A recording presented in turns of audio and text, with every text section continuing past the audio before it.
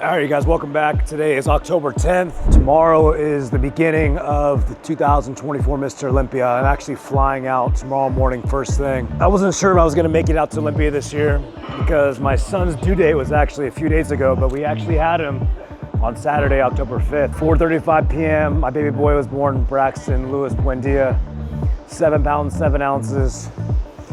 Good, healthy, happy, strong baby. So not much sleep this past week, but it's a huge blessing, you guys. I can't explain the happiness I have from bringing my son into this world. The love I have for my daughter is so much. I just didn't understand how I could share that with anybody else. And since my son's been born, the love has doubled. You know, I love my daughter just as much, if not more now, seeing her be a big sister. And the crazy thing is Braxton was born in the same exact room that Ella was born in, room 21. And they both weighed 7 pounds, 7 ounces. And what's even crazier is when we went into the postpartum room, he was in the exact same room that I was in when I was in the hospital when I was 7 years old going through my lung surgeries. So just a huge coincidence. I know I've seen comments from you guys saying that since I've become a father, you guys have seen me change a lot. And it has changed me in so many freaking ways. That I'm so thankful for, because you know, the man I was before children is not the man you see before you right now, and I'm very grateful for that. But like I said, I'm leaving tomorrow. You know, going out there is going to be a huge motivational factor for me to come back home and, you know, give it my all. But at the same time, like, I'm leaving my son for 2 days. I don't really want to do that, but duty calls. Daddy's got to pay the bills. Unlike last prep for Olympia last year, you guys didn't see me do any arm workouts. This year's a little bit different. I want to bring my best physique that I feel to the stage if this is going to be my last time, and that means having some big ass arms. I don't like that thing. It's probably my biggest fear is spiders.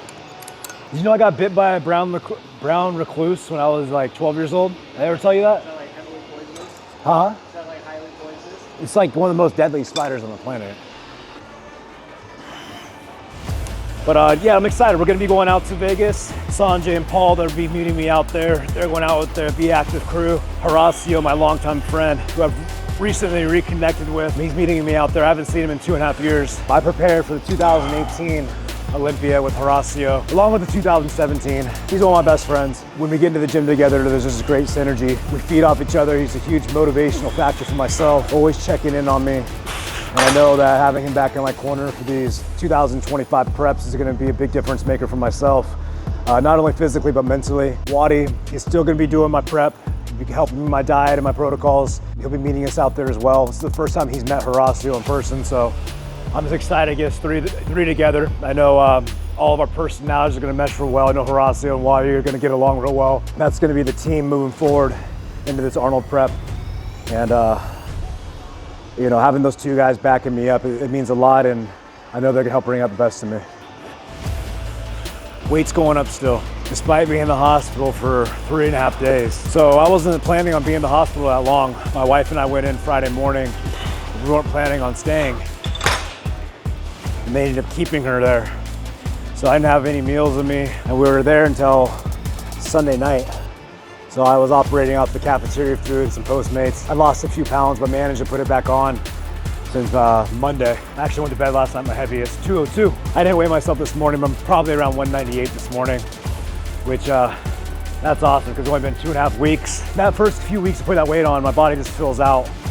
So like, I don't expect those same gains every single week. But I'm putting on 1 or 2 pounds a week. I know that's a lot of quality size, not just putting on water and fat, which honestly I have seen myself get a little tighter in the midsection, getting a little less around the love handles as I've been gaining the weight. So that's just based on me eating clean and getting good meals in. So it's just the matter of the consistency and the discipline of eating the same shit. Well, it hasn't been too hard yet. I mean, we're only 4 days in, but I feel like once you get past that 3-week marker, it just becomes so routine, and you start getting, your body starts getting hungrier and hungrier. So you don't even really think about the food you're eating. It's just, when am I gonna eat next? I'm starving. So I tell to everybody, you know, whether you're prepping for a bodybuilding show or you're just trying to get on a diet, if you get past those first 3 weeks of dieting, getting yourself back on the regimen of, you know, eating the same foods and kind of suffering through it, it gets a lot easier after that 3-week marker.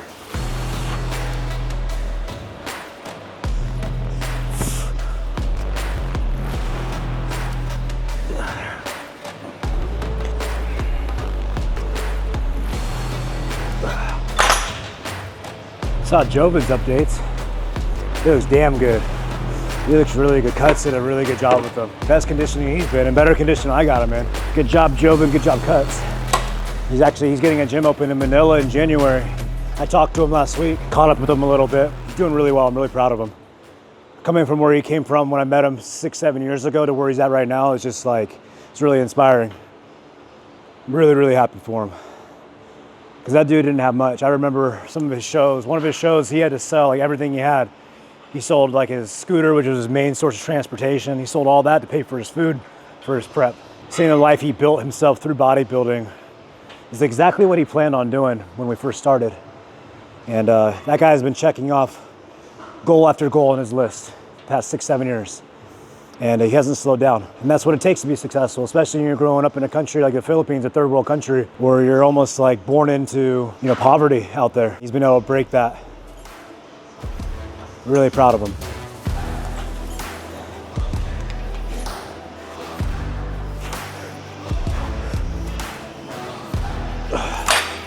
We had some big news a couple days ago that Diogo Montenegro is no longer doing Olympia this year, which is a pretty big shock because that's the Arnold Classic champion here in 2024. I give him a lot of respect for pulling out because it's a hard thing to do, especially when you got the world watching. You know, if you're not ready, you're not ready. It's the biggest stage in the world. And if you don't show up 100%, you're not gonna place the way you wanna place. So that opens up a spot in that top 5. So I'm gonna give it to you guys right now. These are my top 5 Olympia predictions. First place, I think Ryan Terry, he looks incredible right now. Second place, Aaron Banks. We haven't seen many updates from E. Banks. He's usually flapping his mouth, and he hasn't done that this year. So I know he's locked in, he's focused, and he's ready to shock a lot of people. And I know he's ready to get back on top and run his mouth again. Because a guy like that doesn't like staying silent. Manuel Hunter, I have him moving up a spot this year. He's made a lot of improvements to his back. That's where he lacked last year, was a detail.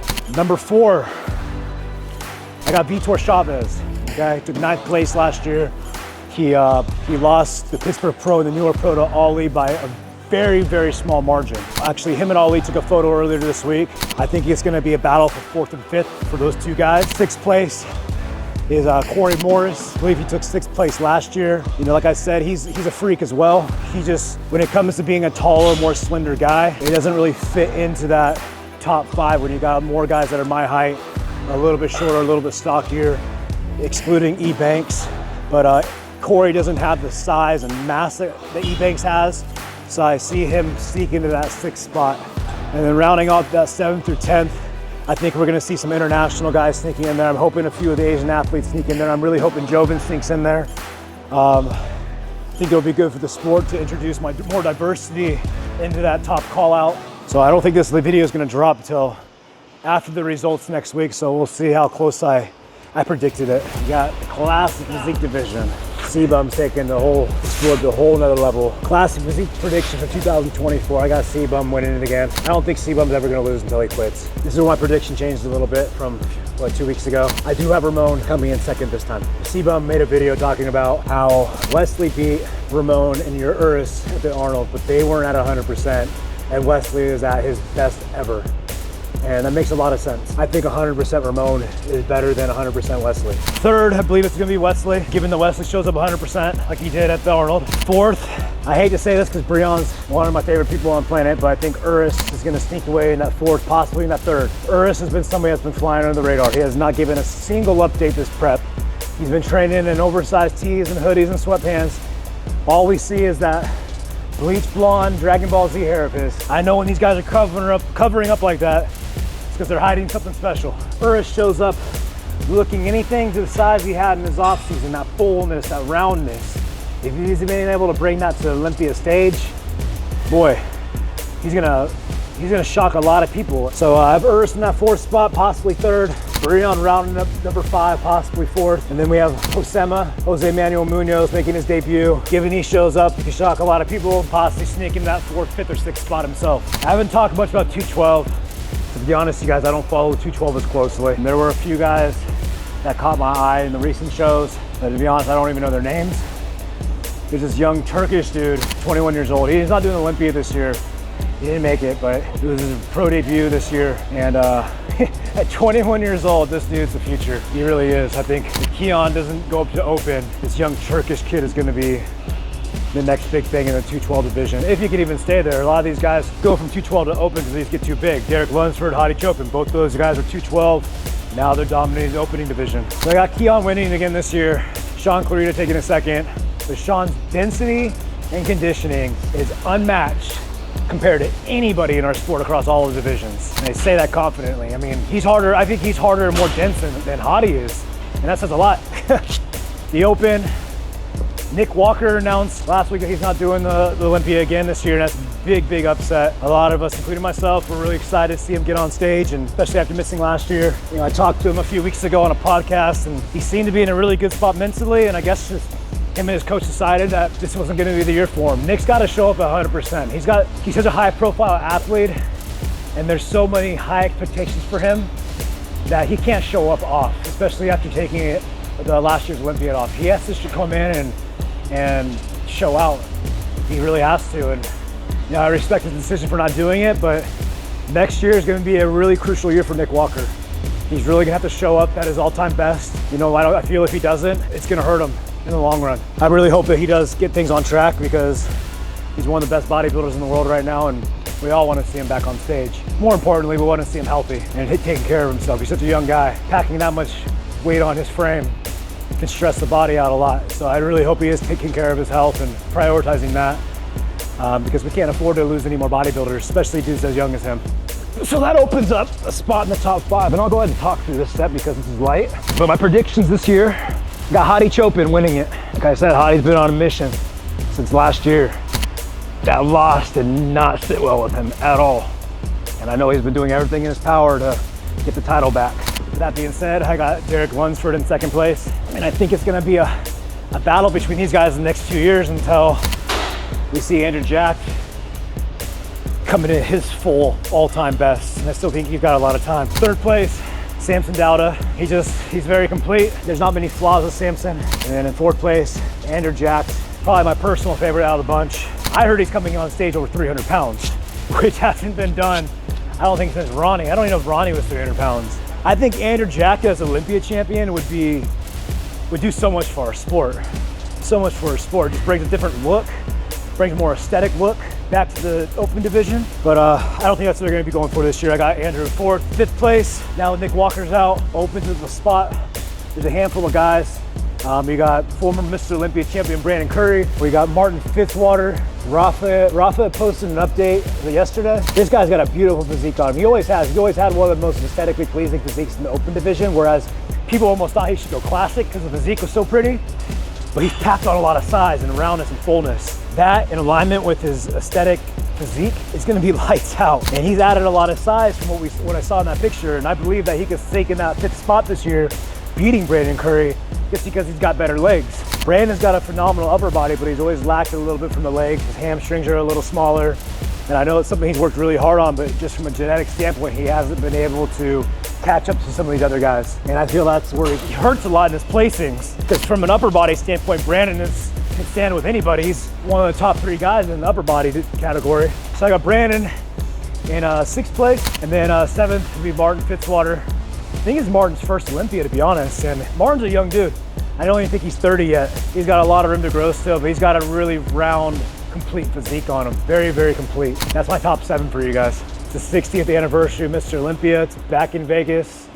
And I'm excited to head out there and see all the athletes and show my sport for them. Let's go.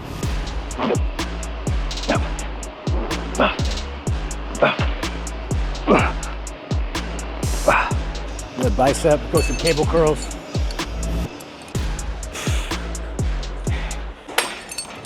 I'm excited to compete next year so I don't go out and do all this commentary and analysis on it. Somebody's like, bro, you should be competing, not talking about other people. Might kind of be right. Nah, but it's been cool to be involved this way. Despite not being on stage, I still feel I've gone along for the ride. This Olympia prep with some of these guys. But I think we got a plan going into this This is peak week. How we're gonna do my food a little differently. I'm gonna stay flat. I'm gonna probably do like my last refeed day, like probably Monday, Tuesday, Wednesday, Thursday. Give myself a little bit of food on Friday, and then go on stage, empty stomach. I think that's gonna be my best bet. Because even when I'm flat, some of the best videos you've seen of me, all my prep, if I just look fucking hard and shredded and vascular, those are on my low days. Those after being depleted for a few days, I just get super dry, and when I feed back up, but yeah, I get fuller and I get bigger, but I lose those deep cuts, the separation. You know, I don't look as impressive. May be like fuller and bigger in person, but when you got those deep lines and separation, it makes you look a lot better. Should have done that 120. Dang it.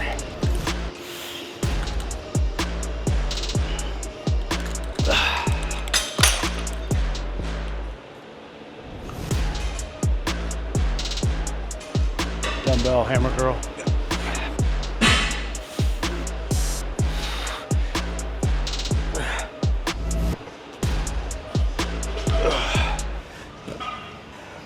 Yeah, I definitely like training after a few meals. Today I just got my breakfast in and came in and trained. You just don't feel as full. Especially those of you guys that are like on a calorie deficit or on prep. It's more important to get a couple meals in before you, so your glycogen storage is nice and full when you train. A better pump, better vascularity.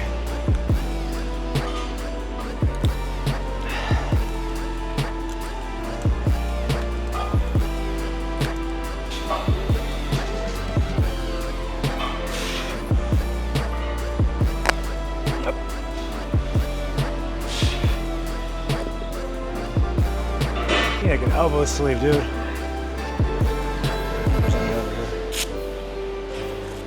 I'm gonna shower after this anyways. I don't know if it's gonna fit on my elbow though. It's a medium.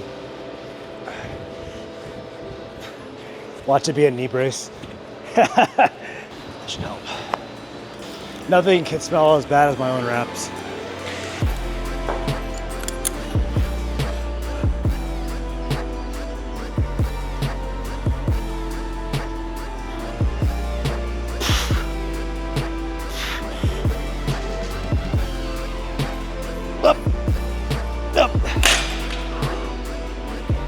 Do a spider curl.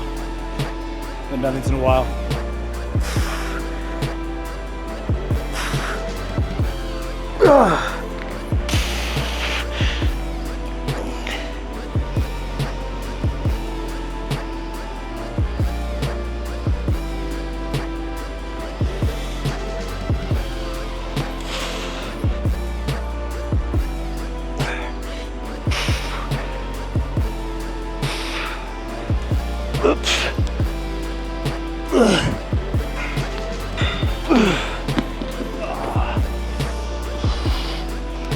All right, y'all, that's a wrap.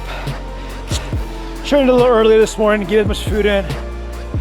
Didn't get quite the pump that I wanted, but at least it's on arm day. Honestly, it probably doesn't matter very much for me. I'm just doing it more for myself. But got it in. I gotta head out, get home, see the kids, get all packed up for Olympia, then head out to Vegas, root on all the competitors, and we'll see how my predictions play out. Hope you guys enjoyed this video. I'll see you guys next time.